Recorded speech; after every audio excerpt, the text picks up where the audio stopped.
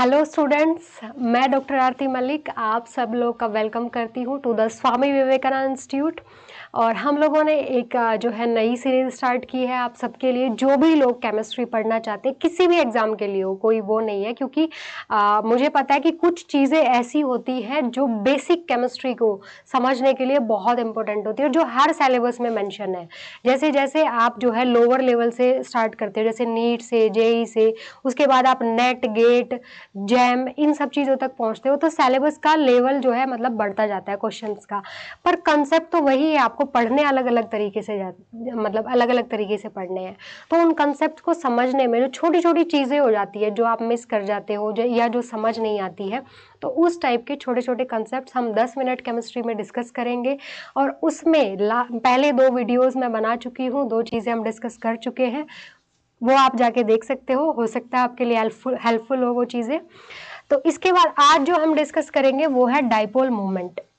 ठीक है, बहुत ही छोटा सा टॉपिक होने वाला है। हो सकता है कुछ चीज़ें आपको आज नहीं पता चले, नहीं सीखने को मिले।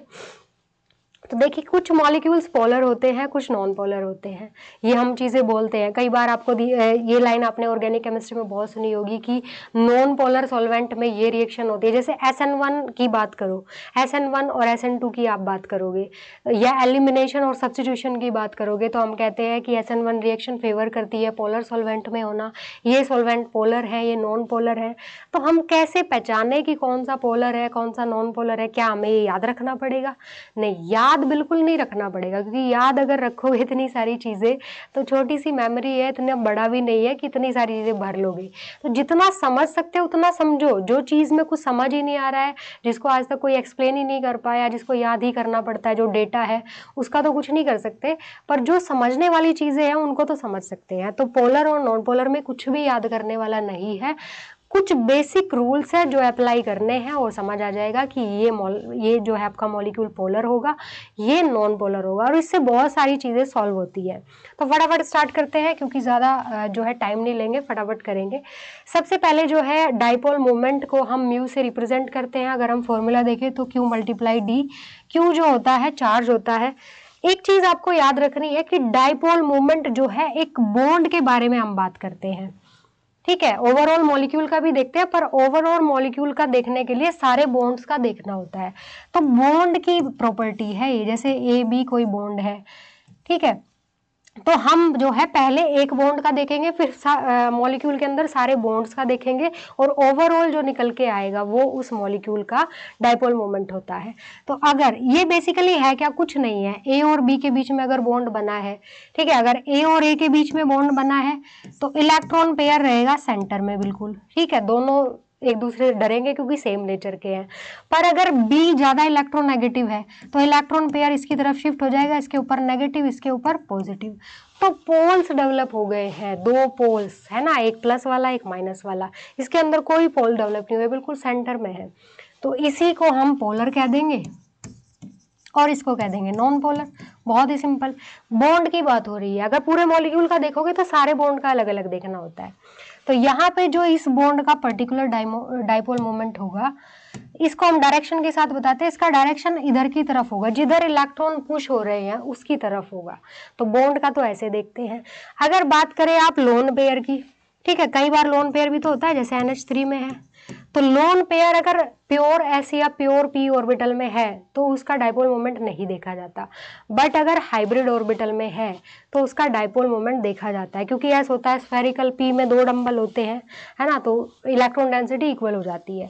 बट हाइब्रिड ऑर्बिटल की अगर मैं बात करूं तो वो कुछ ऐसा होता है, एक लोब बड़ा एक छोटा, तो ऑब्वियसली अनइक्वल है ये, और अनइक्वलिटी क्या है, पोलैरिटी को जन्म देती है। तो लोन पेयर का हमेशा इधर की तरफ होगा, इस बड़े लोब की तरफ, हमेशा ऐसे लेके चलना है। तो ये कुछ छोटी छोटी चीजें हैं, बॉन्ड का निकालोगे तो पूरे मॉलिक्यूल का निकल जाएगा। फटाफट क्वेश्चन प्रैक्टिस करेंगे।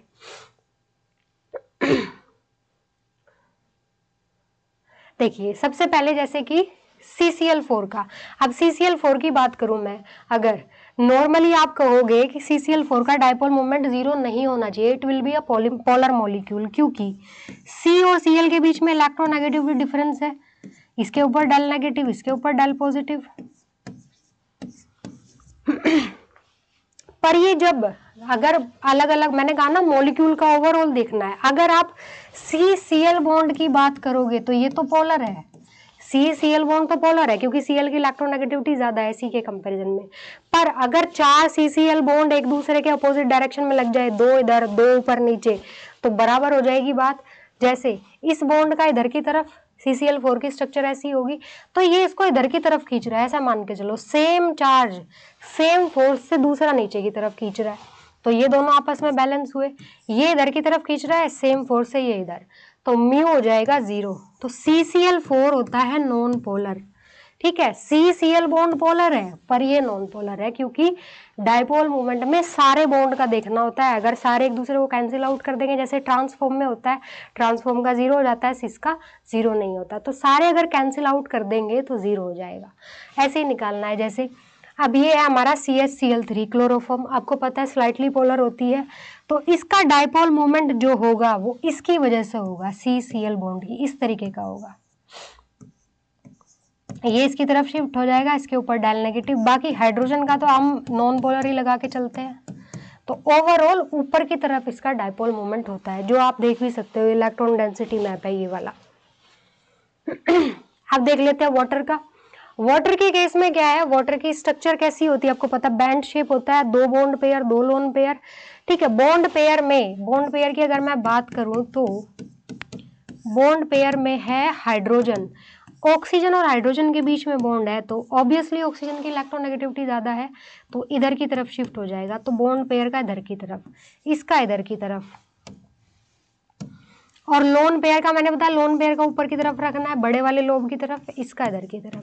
तो ओवरऑल डायपोल मूवमेंट जो है इसका ऊपर की डायरेक्शन में होता है, ऐसे इस तरीके से दिखता है। अब अगर NH3 की बात करेंगे तो NH3 की शेप होती है पिरामिडल। डायपोल मोमेंट निकालने से पहले आपको शेप वही बनानी है जो उसकी होती है एग्जैक्ट। पहले हाइब्रिडाइजेशन से निकाल लो, अगर नहीं पता है तो कुछ भी नहीं बना के निकालना कि अपने तरीके से कर लो।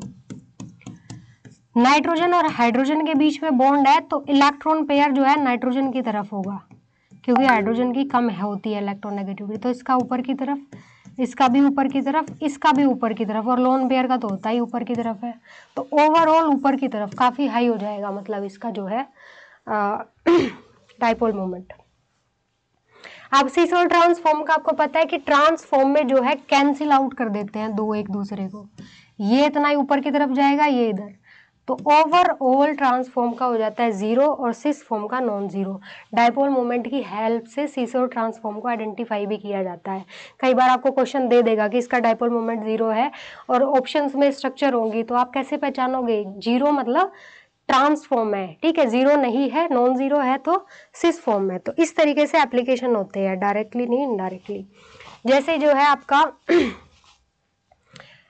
F2O और H2O में कंपैरिजन करोगे तो ठीक है, तो कंपैरिजन करने के लिए भी आ सकता है। ऑर्थो मेटा पैरा में कंपैरिजन अगर करोगे तो ऑर्थो की अगर मैं बात करूं तो इसका इधर की तरफ, इस वाले बॉन्ड का इधर की तरफ, बाकी तो सारे CH बॉन्ड है, मेन तो पोलर यही वाले होंगे, इसमें इधर की तरफ और इसमें तो ओवरऑल इधर हो जाएगा, इसका ओवरऑल इधर, तो थोड़ा सा डिस्पर्स हुआ, कम हो जाएगा।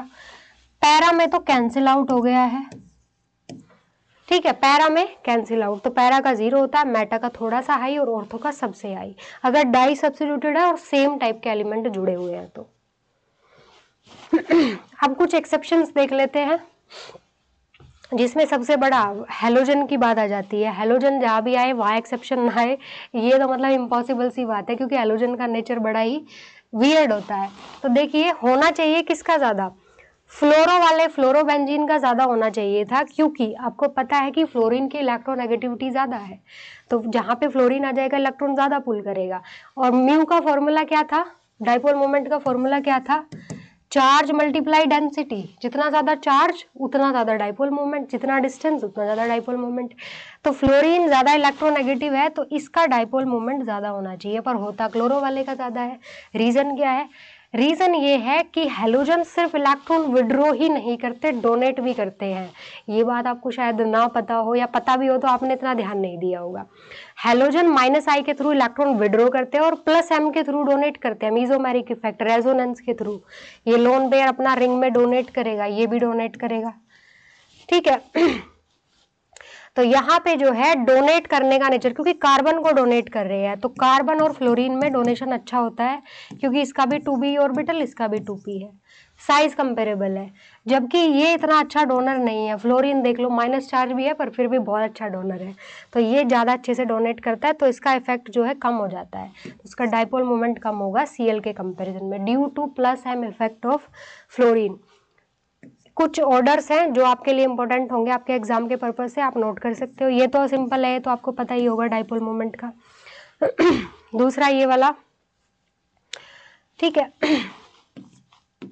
तो ये कुछ ऑर्डर्स है जो आप ध्यान रख सकते हो।